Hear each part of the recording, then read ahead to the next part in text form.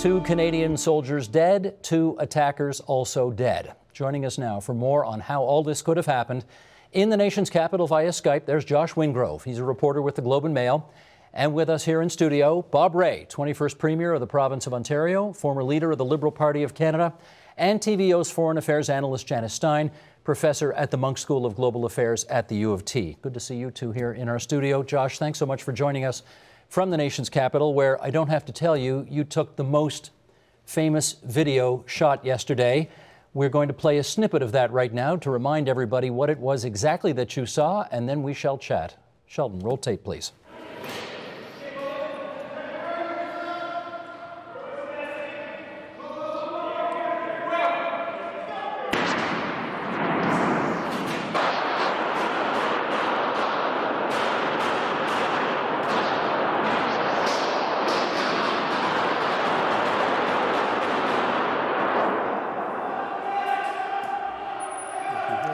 I don't have a brilliant first question for you, Josh, other than what in heaven's name was going through your head while you were rolling on that video?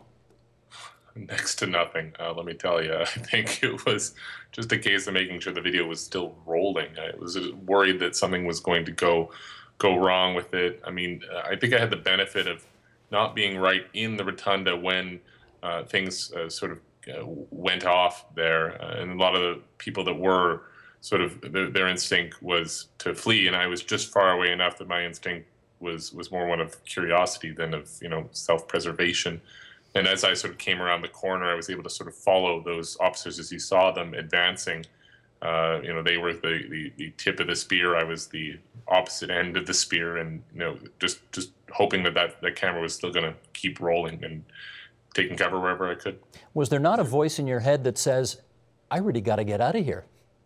Yeah, that voice would be my mom, and she was a little bit in there, more loudly on the phone later in the day. But I tried to keep cover as much as I could. I'm a tall guy, 6'5", so I need a lot of cover as well. And I think it was just a situation of just making the best with what we could and trying to get the video. I thought, frankly, I didn't watch the video. I didn't know what other videos would be out there. I just uploaded it and kept working. And later in the day, I realized that what I captured and how widely it was being played. So it's been a surreal and heartbreaking couple of days here in Ottawa. Things are not going to go back to normal for a long time on Parliament Hill. So give us a sense about how skittish people are there today. Yeah, I was just right where the video was shot. I was just in that rotunda, a few moments ago, and it's amazing what they can do to sort of get things back to normal. There's bits of broken glass, and you can see where bullets hit, but more or less things are back to normal today, and that's really remarkable. I think the day began with a little bit of unease, if only because people didn't know maybe there were lockdowns still in place. What might there be another issue today? A lot of people left their cars and wallets and keys here, and they sort of fled. So the question of sort of them getting downtown was different. But things sort of resumed, I think, pretty normally. In particular, in Parliament, of course, it resumed its sitting at 10 a.m. We had the speeches by the Prime Minister and others, and I think sort of we got back on the horse, so to speak, here, and it's returning to a little bit of a sense of normalcy, although one glaring exception to that is the Hill. If you didn't have a pass, you couldn't get on it today. The lawn is normally filled with tourists and Canadians and whomever. They weren't allowed on. If you didn't have a special pass today, you weren't getting near it. And if that's something that endures, I think that's going to raise a lot of questions.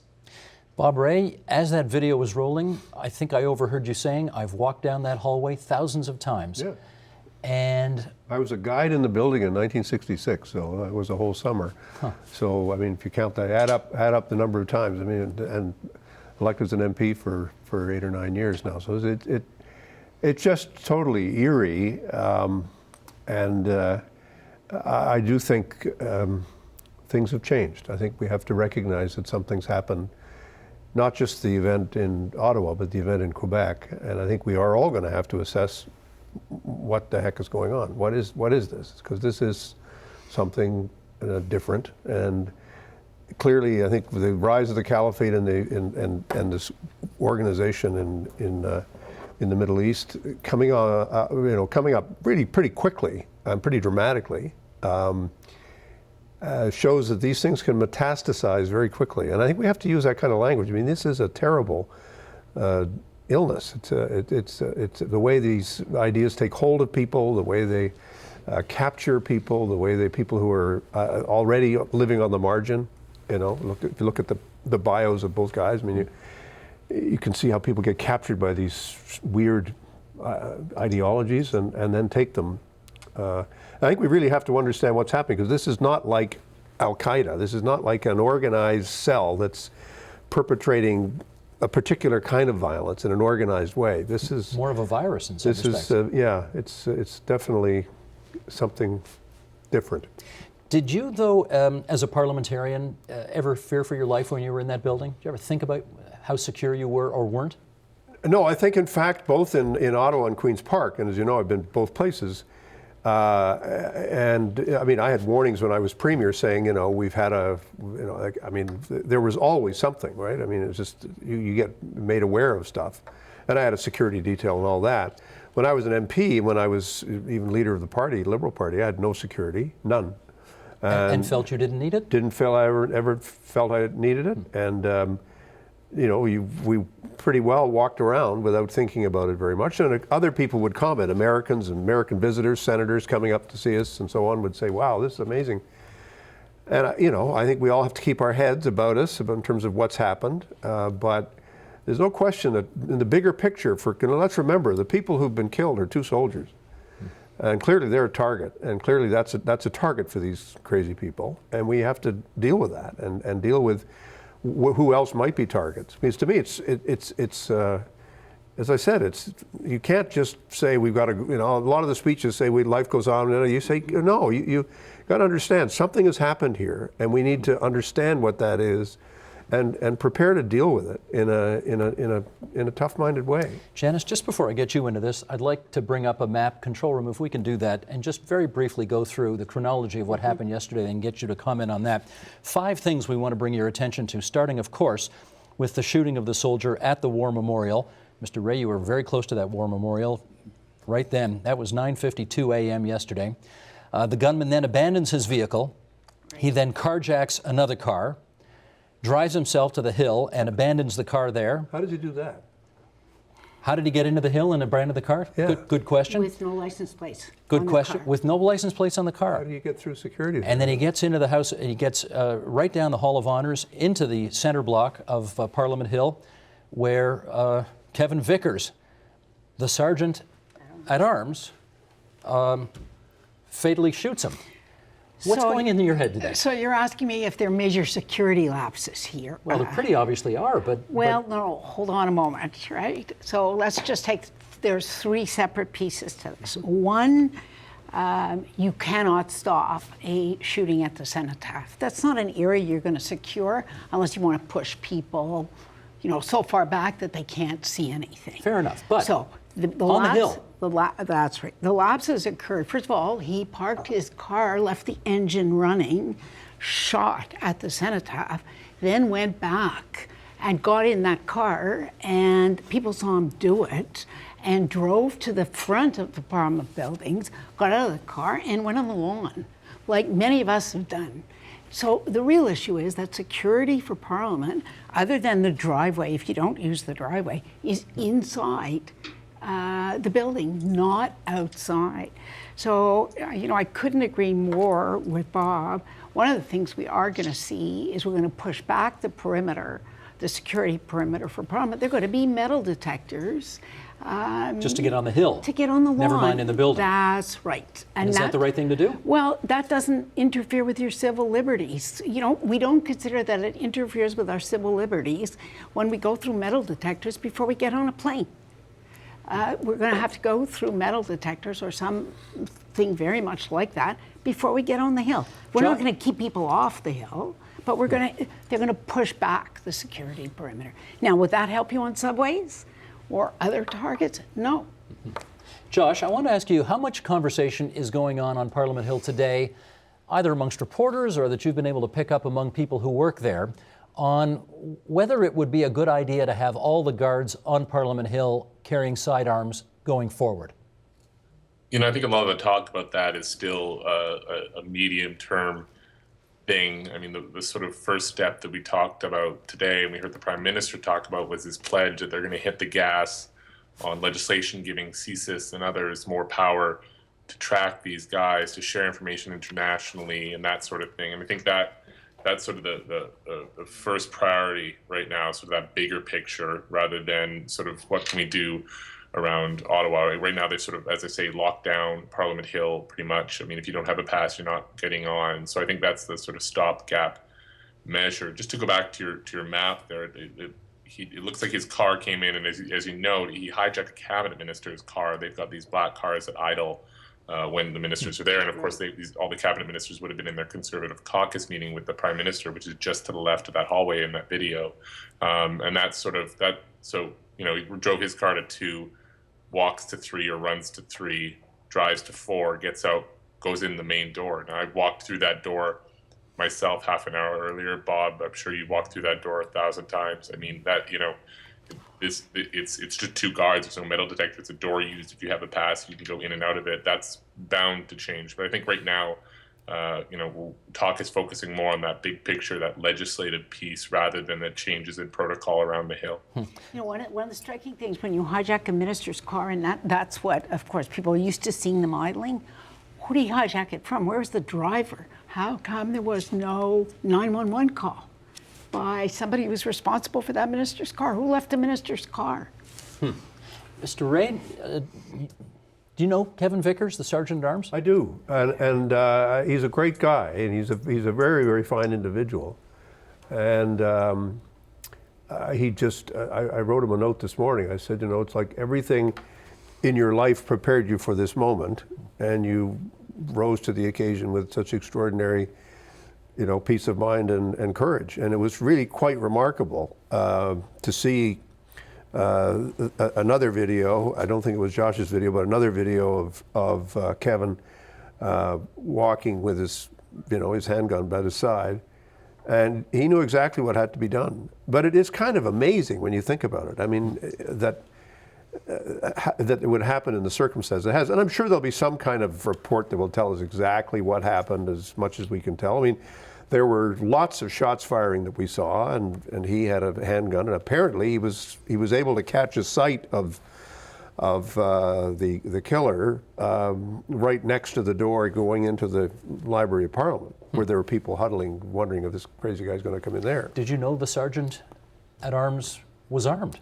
when you were there? No, but he didn't. I mean, he had the gun apparently had the gun in his office. He did not have nobody's armed inside the House of Commons that I'm aware of. Unless his office is just right around that corner. That's right around the corner. But the Prime Minister's detail would be. They're armed Secret Service, for lack of a better expression. They're carrying something. Right. Yeah. But do we have to revisit the protocol now of guards on Parliament Hill carrying weapons? That may happen, but I don't think that's the biggest picture. To me, there are 2 big issues. One of them is this question of the legislation and of the relationship between CSIS and the RCMP, and how do we manage when there is information, what do we do with that information, and how do we follow people, and how do we, when the time comes, how do we get them off the street on the one side, and on the other side, how do we maintain a vigorous and robust capacity to review how these organizations are carrying on because there are serious issues of civil liberties. The reason why the government feels there needs to be legislation is because a federal court judge said that, in fact, the warrants that had been issued did not allow CSIS to do as much as they thought they did. And so they said, well, we're going to have to get legislation to clarify that. Well, can we play this clip now? You've raised a good point. Sheldon, can we run this clip right now? This is from the RCMP briefing the other day. This is after the first soldier was killed, the hit and runs. This is from the briefing, and this may help explain why the government feels it needs tougher legislation in place. Roll tape. It's difficult to do more because we cannot arrest someone for thinking, for having radical thoughts. It's not a crime in Canada, and unless we have indications, clear indication of what he was doing, it was very difficult to prevent. Janice? Well, I agree with the RCMP officer. We do not arrest people in this country for their thoughts. and I hope we don't. I hope that we do not pass any legislation which arrests anybody for their thoughts. That would, in fact, be a victory. On the other hand, does that mean we have to wait until they perpetrate? So again, they were this first suspect was one of the 90 that is on the watch list. This is Monday's assailant. Yes, and that's who she's talking about. So what do you do when somebody's on a watch list? And here we're going to get into the nitty-gritty for just a minute. So first of all, they make known to him that they are watching and following him. They make known to the parents. They make known to friends. They interview employers. Now, already, if they're making a mistake and this person has no evil intentions, there's considerable cost to that person. But what they needed to do in this case was actually to follow the person. And CSIS does that. But what we know, Steve, is it takes 8 to 10 agents to follow a single person. So you have to rotate 24/7. 24/7, and otherwise you don't prevent. And you need cars, vehicles. The CSIS budget has been reduced. So I think the first place to start here, before we broaden powers, which is where the legislation is going, we actually need to increase the budget to allow them to actually put people on the watch list under 24 hours Let's get some surveillance. feedback on that. Mr. Ray and then Josh. Just to be clear here, I mean, a couple of things. First of all, CSIS watches people after getting a warrant. You can't just watch somebody without a warrant. So you get a warrant from a judge. It's actually not the case that CSIS tells the person they're being watched all the time. They don't have to. But they do. If it's a criminal, no, not always. If it's a criminal case, and the RCMP gets a warrant, then at some point, if your phone's been tapped, for example, you have to advise somebody after 3 months or 6 months that your phone has been tapped. In the case of a CSIS warrant, you do not have to advise the person that their phone has been tapped. And there's two kinds of following. There's following by email and voicemail and other ways in which you're tracking somebody. You're following them by basically listening to what they're saying. And the second is by physically following them and by also doing the kind of work which CSIS does, which is going around and saying, well, who are your friends and who are the radical people around and what are they doing? And that's when people say, well, I don't want to be an informant, and people get into some communities and say, I'm not going to cooperate, and all those kinds of issues. But let's be clear, we're just talking about the fellow from Monday, first of all. This is the hit and run driver. Well, we don't know. Because, I mean, if Bibeau was not under anybody, was not on the watch list that we know of. And under a warrant, so far as we know today. So here it is a day later. We shouldn't pretend total expertise because we don't have all the facts. But I do think it's important for Canadians to understand that we do have a framework. We have a legal framework in which people are watched if they're deemed to be a threat to the security. What I think is troublesome for people is to say, we knew this guy was a problem in the case of the first assailant. We knew that we had issues with him. We stopped him from getting a passport. We stopped him from, we took his passport away. We stopped him from traveling.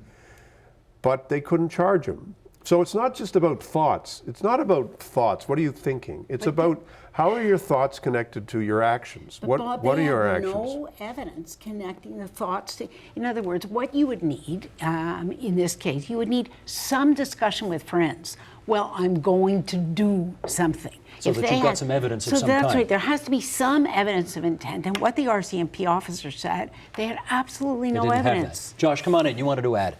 Yeah, there's just a couple things on the legislative piece here. Minutes before yesterday's shooting, the reason I was in that building is that Peter MacKay was talking about this, talking about expanding the powers that they have to track rather than arrest. So this is exactly what we're talking about. He was citing Monday's case, which I think is a little more clean cut on this issue, given that he was one of the 90 people. And MacKay saying, listen, we did not meet a threshold of evidence right now, so we're re-examining the rules. Of course, that theoretical discussion played out into very real reality, minutes later. So that's one thing. I think that after Monday is what they were looking at, expanding powers to monitor rather than expanding powers to arrest. And so that's important. Number two, there's a bill going through Parliament right now that speaks to a lot of this, C-13. It's a cyberbullying bill that has a lot of surveillance powers built into it. When we're talking about tracking, we're about to be talking about a lot more than tracking. Things installing malware on people's phones, tracking people live as they move. I mean, invasive there's a surveillance. wide expansion of the powers being discussed here, and it's very nearly through the legislative process. But Josh, I mean, you're absolutely right, Josh, because what we're talking about, the legislation, is invasive surveillance. And just to add, one of the things we know our CSIS does with this community, that it's trying, in a sense, to dissuade, should they have the thought, because that's all they've got. Part of the strategy is that by telling the families and by letting the person know that they're being watched, unlike a criminal, that will effectively work as a prevent. If you know you're being watched, you're less likely than That should deter. That's right. It's different from entrapping a criminal, where you actually don't want the criminal to know for 3 or 6 months that you're watching. Mr. Ray, I want to follow up on something you said earlier, which was that you felt things have changed. Something's different. And I want to explore that a bit, because this is not the first time that a legislature of this country has been attacked. There was a pipe bomb that exploded about 30 years ago at the PEI legislature. Somebody blew themselves up in a bathroom on Parliament Hill, I think 45 years ago now. 1964. Okay, thank you. Yeah, so it's 50 years ago already. Denny Lortie in the Quebec National Assembly attacked the assembly, shot and killed 3 people. This has happened before. Yeah. It's rare, but it's happened. But I'm reading between your lines when you seem to be saying, this time it's different. No, I think I'm less obsessed about the building and that stuff. I mean, that's a security issue which, is always going to be a delicate balance. And you'd want the public to have access. You don't want people to feel that, this is a part of the world they can never come and see. And I think that's something a lot of MPs fear. I think you heard that today in some of the comments that the leaders made and others made.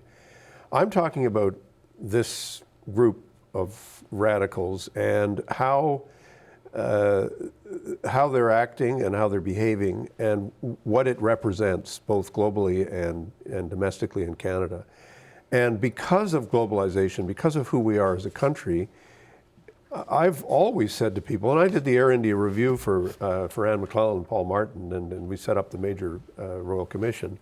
And then I was on CERC for 5 years. So, I've sort of, you understand that the radical terrorism of a political kind or, religious extremism or jihadism or whatever it is, that whatever form it takes, it can take a variety of forms. This is a new kind of branch of this thing. And it is seizing hold of, as I said, not highly motivated political terrorists, not somebody who says, I want to kill, the prime minister or the premier, I'm going to assassinate somebody. They're just saying, I'm going to get somebody. I'm going to get somebody who's wearing a uniform or who's looking around, or I'm going to go up to Parliament Hill to do. He didn't know one doesn't have the sense that he knew where he was going or what he was doing. He was just out to kill people, and he could have just as easily gone into a subway and killed 50 people or done anything. That's what I think is causing a deep concern in the Canadian public, and there should be concern. People should not be just saying, nothing to be anxious about. I'm sorry, we've had 2 of these incidents in 3 days. You got to kind of say this is a problem, and we don't fully understand it yet. And all the experts will come on and say this is what should have happened, and we don't. My view is let's really have a hard look, and then let's look at what's required, but let's also understand that there are basic questions about the balance between individual freedom and the security of the people. And this is a perennial debate.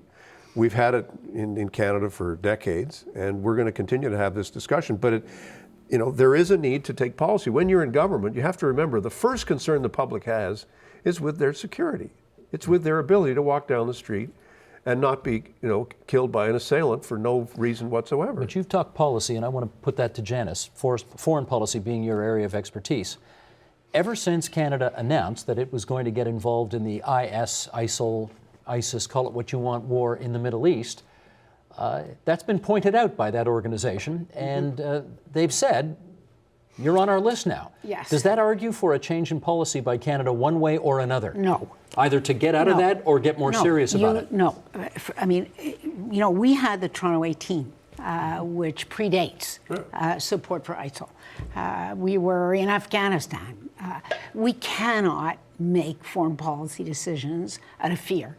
that there are Canadians living in this country who are going to be radicalized and angered by a foreign policy decision that we make. But does it argue for getting more deeply involved? Well, If this is now apparently a threat that is coming to our shores, do we need to do more? well, I think we need to do what's effective. That's the foreign policy discussion we should be having in this country. What works and what doesn't work, and we should make the best decisions that we can. We have to have the same discussion, and Bob brought this up. We have to have the same discussion. What works in preventing radicalization? That's the really important question.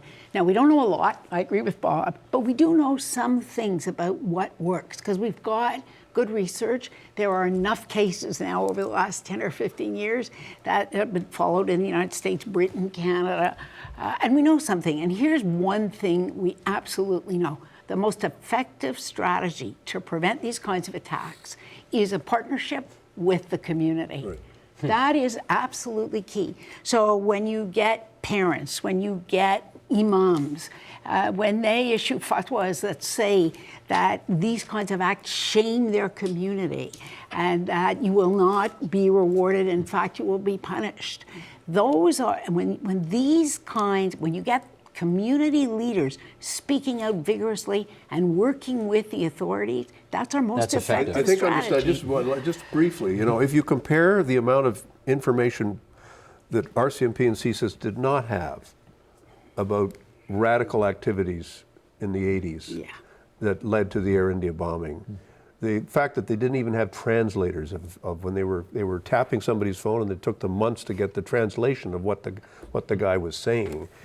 And the kind of just the lack of awareness of the fact that here we've become this totally international country, and we got all people from all over the world here, and they've got all sorts of different ideas and different groups, and they worship in different ways, and they have different cultures and different meanings.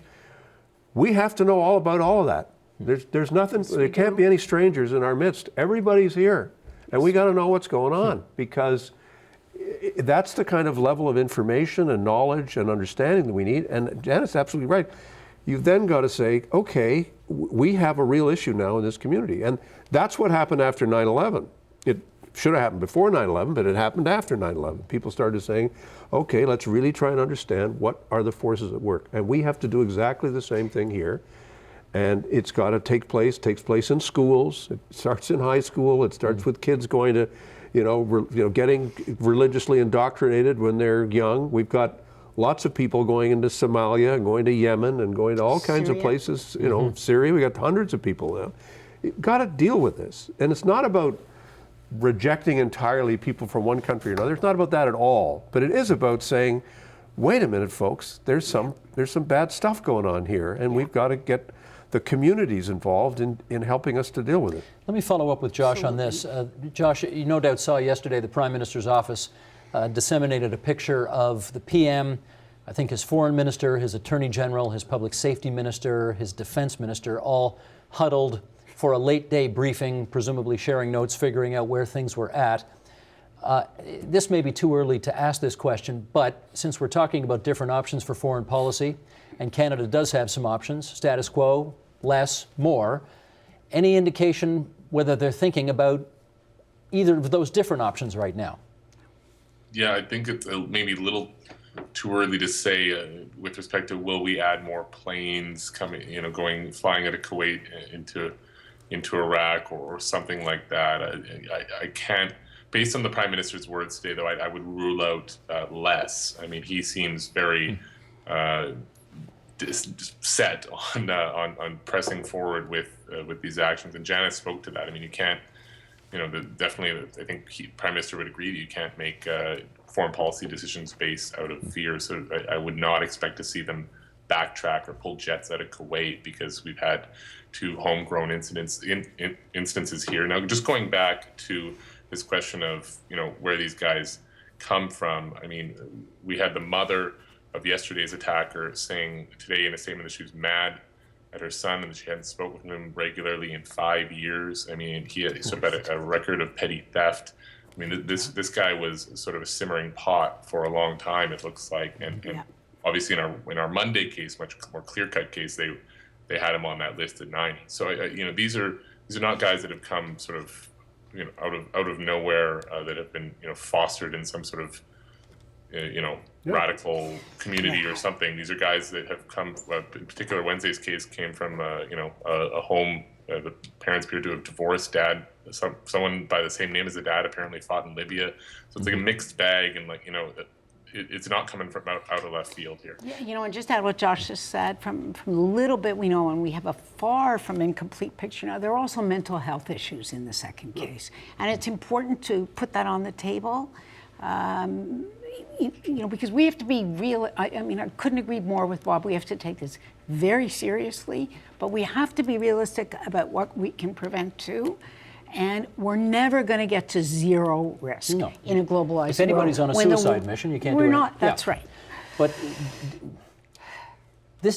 is this the same thing as Columbine, which is essentially somebody who's completely devoid of reality? No. But in this case, using religion as a... No, I don't think it is. Or Dawson College. There's numerous examples. I don't think it is. I agree with Bob. Something is happening here. There is an ideology that is radical, that is violent, that is at the fringe, that is appealing to young men who are on the margins, who are angry, who are frustrated, and this is now a magnet for them that gives their life meaning. Okay, let me ask a follow-up then. If this is clearly a thing, a phenomenon around young, radicalized males flirting with their perverted version of Islam, why should next time you go to Parliament Hill have to go through all of the mishigas of a, metal detectors and all this business? I mean, it's one demographic that's doing all this, isn't it? Yes, well, there was one demographic that did September the 11th, and the rest of us decided that we are going to make the maximum attempt to preserve our civil liberties in a democracy at the same time as we put in place the most effective security measures, which are a big pain to us over and over and over and over. Any of us who fly put up with that annoying search all the time because of 19 guys who did this. Okay, let me put, Bob Ray, I want to ask you about this. Do we need to translate Michigas for our viewers? in Wawa and Geraldton, they know that language. They do. It's okay. I'm good with it. I do want to ask you about this, because yesterday I was, of course, as you were, all over Twitter trying to get a sense about what people were interested in. And one of the things that I saw a lot of feedback on was, we need to see all of our leaders together on this. Now, last night it wasn't possible because the PM was off-site, the others were locked up. Today, and I want to draw on your experience in the House of Commons on this, today there were speeches in the House of Commons this morning that were all, frankly, excellent. What was unprecedented, the Prime Minister, after finishing his speech, went over, he shook the hands of Kevin Vickers to thank him for what he did. He then went over and hugged Justin Trudeau. He initiated the hug. He then went to Tom Mulcair and hugged Tom Mulcair. And when they spoke, they did the same. Knowing what you know about how much these men despise each other, what do you think all of that says? They rose to the occasion. Yeah. I think this is, things happen. And this was a profoundly emotional event for the House of Commons family. And it's corny, but it is a family. It's a group of people who, somebody's on the other side is sick and you hear about their wife not being well, or their kid's got some problem. Everybody talks about it quietly. You bring people over and you talk.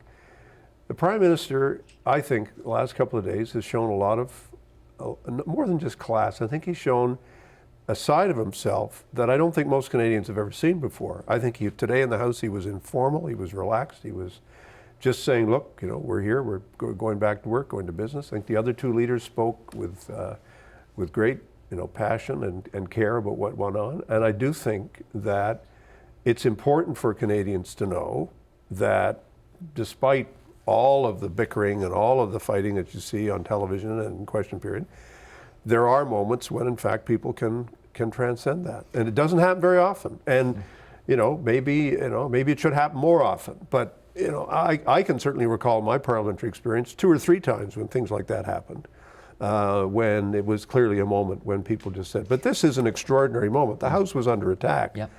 And it's all very well for us now to look back and say, well, this is what happened. But if you're sitting in the caucus room of the Conservatives or the New Democrats, and you're sitting on either side of that hallway, and you're hearing that gunfire, With you don't- chairs barring the door. you don't know whether Yeah. how many guys are out there. You don't know whether there's 50 guys attacking the house with guns and rifles. You have no clue what's going on. You're just hearing this bang, bang, bang, bang, bang. You know, speaking to MPs, I mean, Bob's got it exactly right. The two parties, one on the other side of the hall, both barricaded Yeah. with chairs against their caucus doors, shared terror. Yeah. That's what they went through because they didn't know what was We're happening. going to get Jordan Peterson out here in a second to talk more about fear and the influence it has. But I've got to go to Josh on Parliament Hill and just get give us some of the feedback you're getting today from those extraordinary, never mind the speeches. I mean, I thought the most impressive gesture this morning was the hug. No speeches, just a hug. What are you hearing? Well, one thing that struck me about the Prime Minister's speech in general was his very sort of high-profile sort of mention about mental health. And I think, this comes at a time when we've been having that conversation about post-traumatic stress disorder and mental health, particularly in the military. I think Canada's come a long way in the last decade or so in talking about mental health. And there you had the Prime Minister a day after this attack, as Bob mentions, you had maybe, 300 MPs and senators in those two rooms combined on either side of that hallway. And there's the Prime Minister of Canada urging those people to talk to a doctor, seek treatment, and take care of themselves if they're feeling well. I mean, these are people who are not hit, but could be hurt, And that to me struck me as a profound moment. I think a real sign of the times. Other than that, it was very collegial today in Parliament. I certainly had a lot of people come up to me, talk. I think connection with other people who I know witnessed it. Going up to them and seeing that they're okay. You can tell that people are dealing with it in different ways. Some of them look like they have sort of longer fuses, and some of them look like they have shorter fuses on this sort of thing. And I think it'll take a lot of time, and I think certainly more than the MPs would, take the Prime Minister's words to heart on that. I know I did. Well, if you haven't seen this footage yet today, stick around because this was dramatic this morning. Many people are calling Sergeant-at-Arms Kevin Vickers, as we have here at this table, the hero after he shot and killed the gunman on Parliament Hill yesterday. And here's how he was received in the House of Commons today as Parliament resumed. Watch.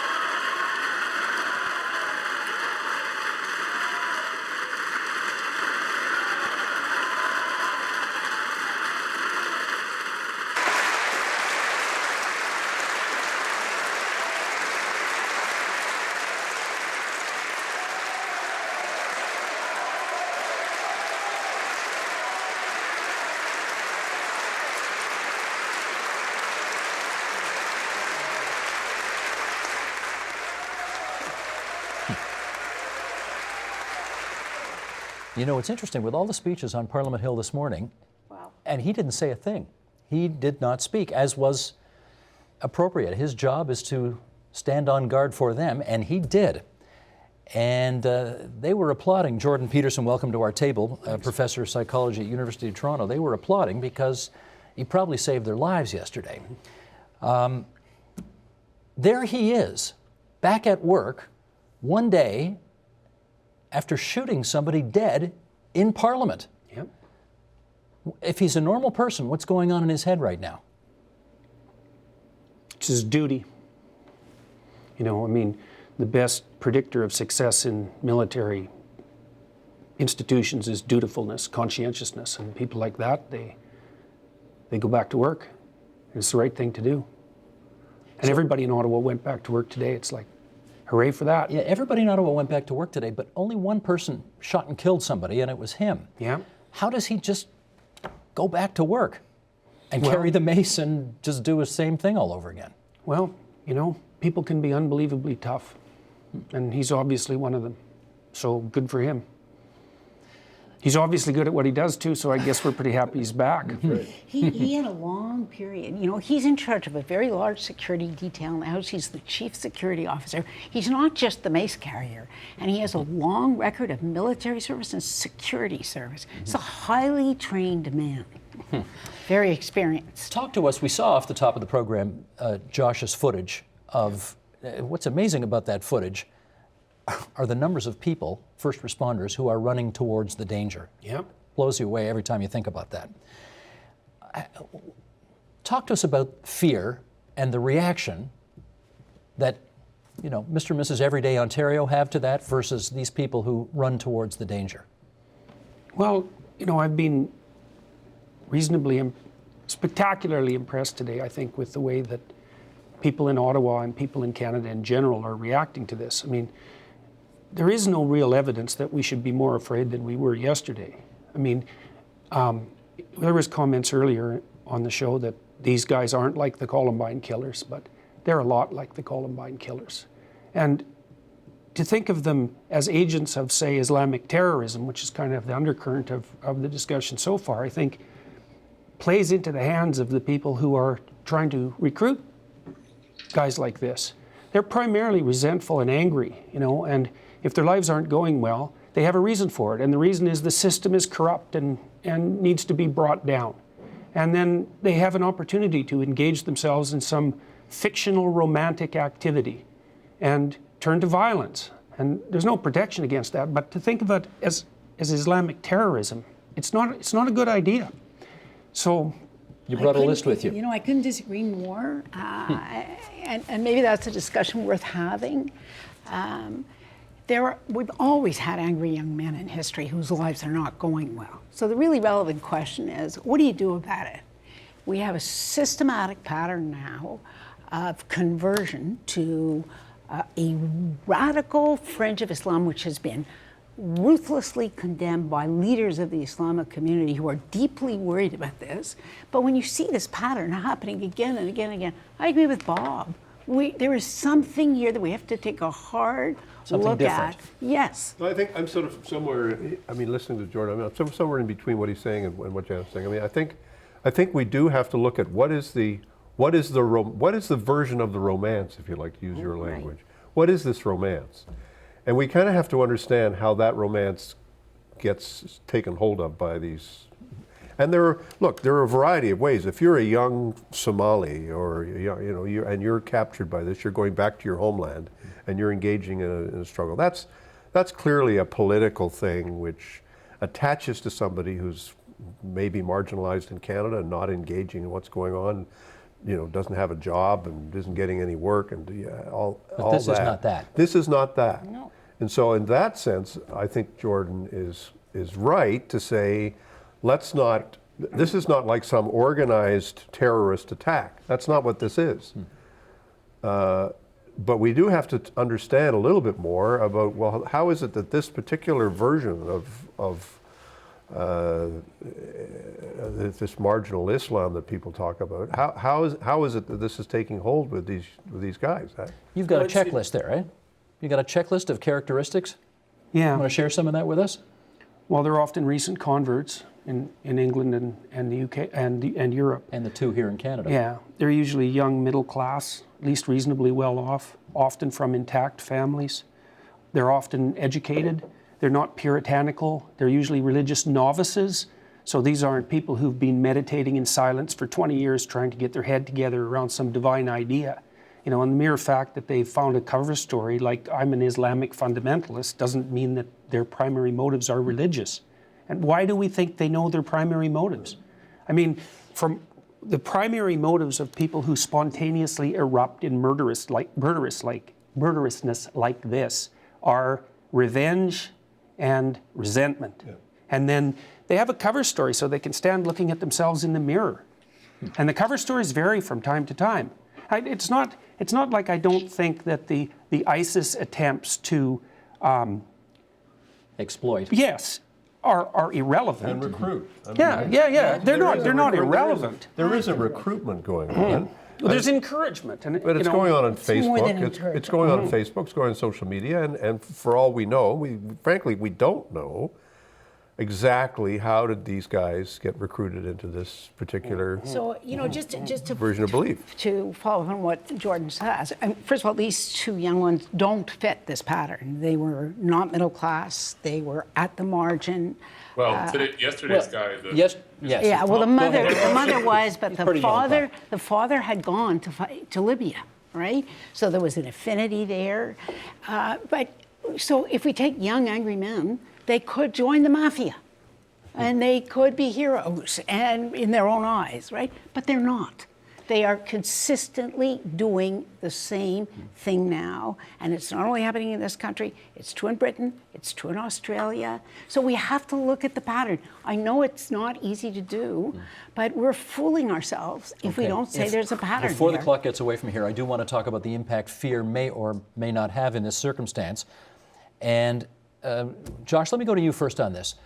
Everybody's putting up a pretty brave face today. I know the leaders are saying we're not going to be intimidated by these kinds of things, but it would be expected that everybody, having been through what they've been through yesterday, would be afraid. And I wonder whether Parliament is feeling enough of that right now to do something legislatively that they might not ordinarily do were they not this afraid. What do you think? I think we're about to see. We'd reported earlier this week that the bill, Stephen Blaney's bill about new sort of counterterrorism powers, was due to be tabled this week. I do not think it will be, and certainly signs are it won't be. So if that changes dramatically in the next little while, I think we'll see the impact of these events. I mean, I had one MP tell me yesterday that if this is the new normal, then they're going back to the private sector. They're not going to do this. So I think there might be a chill effect. Now, that could be the immediate sort of adrenaline or grief speaking there. But, if this is something, I think we'd be fooling ourselves to say that all MPs were totally comfortable going back into the House of Commons today. We're totally comfortable going back to offices where their doors were broken down during the search of the building. I mean, there are a lot of brave faces going on. I think the proof will be in the pudding when we see, how this shakes down. If we have more worries and lockdowns like this, I think we'd be crazy to think that some people wouldn't throw up their hands and walk away. Jordan, follow up on that. What are the dangers of making policy in a climate of fear? Well, the danger is that you make policies that do more damage than good. These are rare events still, even though we had two happen in the same week. They don't seem to be associated in any direct way.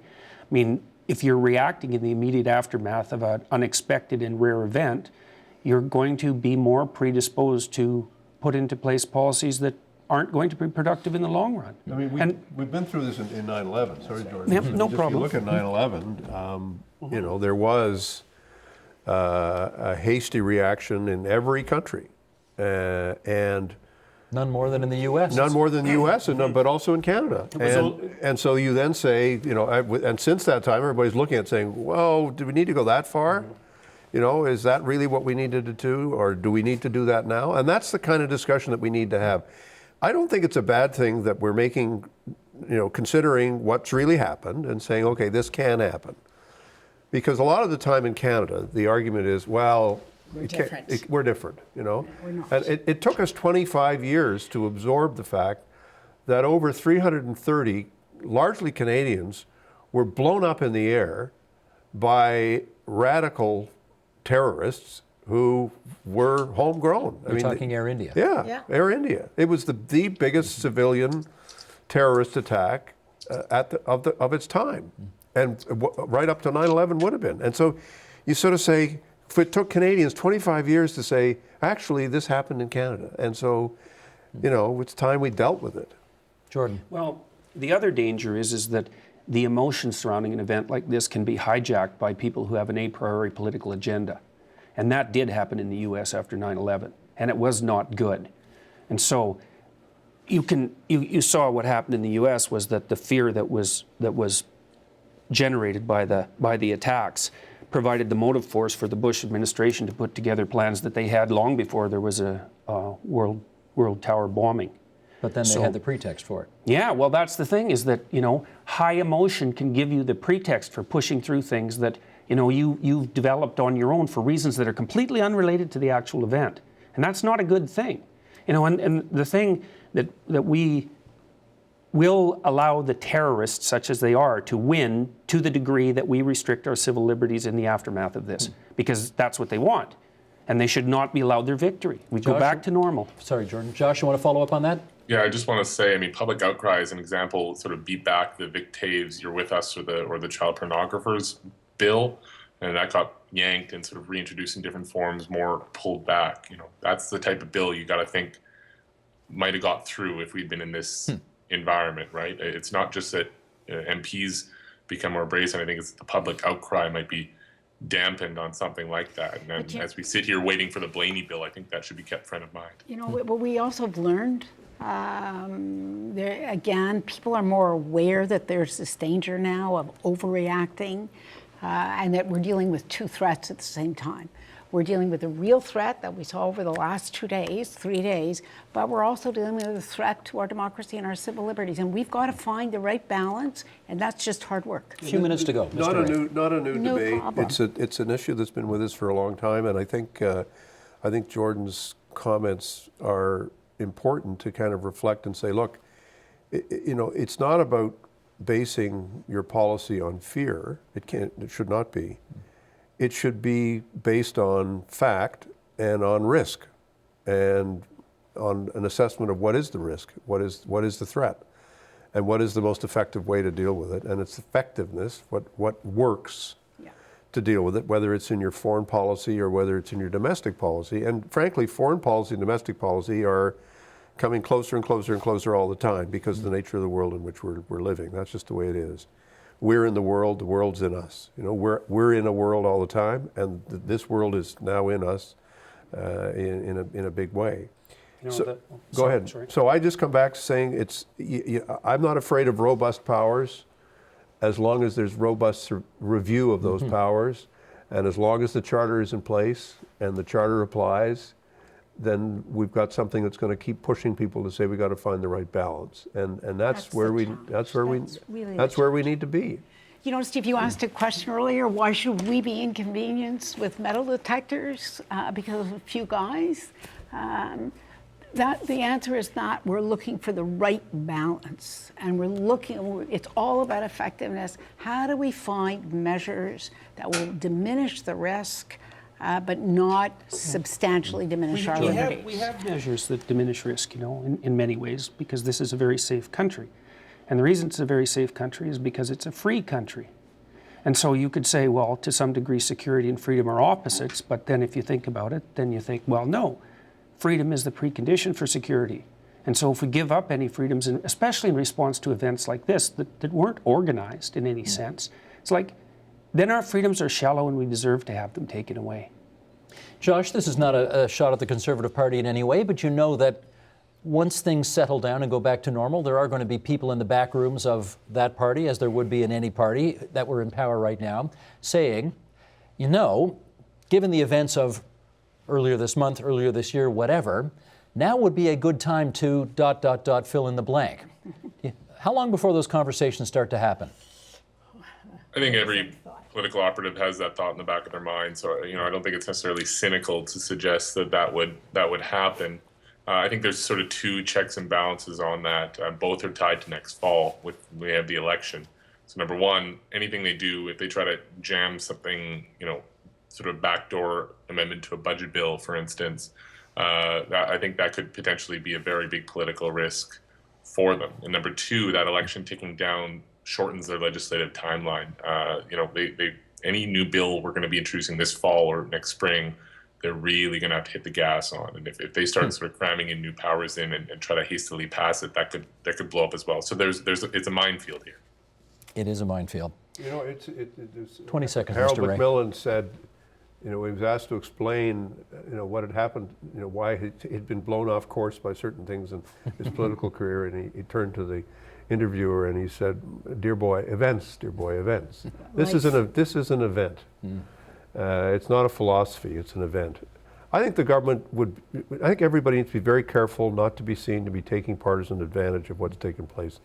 I think that the public support for what happened today is a lesson to everybody in the system to say, we really don't want partisanship on this issue. We really want people to try to figure out what to do. It's a good thing to come together. And come together on it as much as you can. And if we end up in 2 or 3 days just dividing again, and people pointing the finger saying, you know, you're soft on crime and you're soft on terror and all this nonsense, then I think that's regrettable. On the other hand, if the other parties don't show that they get it and that they understand this is not just one more issue in which to kind of blast the government for whatever, whoever was in government today would be worried to make sure that people had, the security forces had the necessary capacity to deal with a problem. And if you think, if a Liberal government was there, they'd have to do it. If an NDP government was there, they'd have to do it. Any government would have to do it. The clock is telling me I got to do it. I got to cut this off. Thanks so much, everybody, for a great discussion. Appreciate all of you joining us tonight on TVO. Support Ontario's public television. Donate at tvo.org.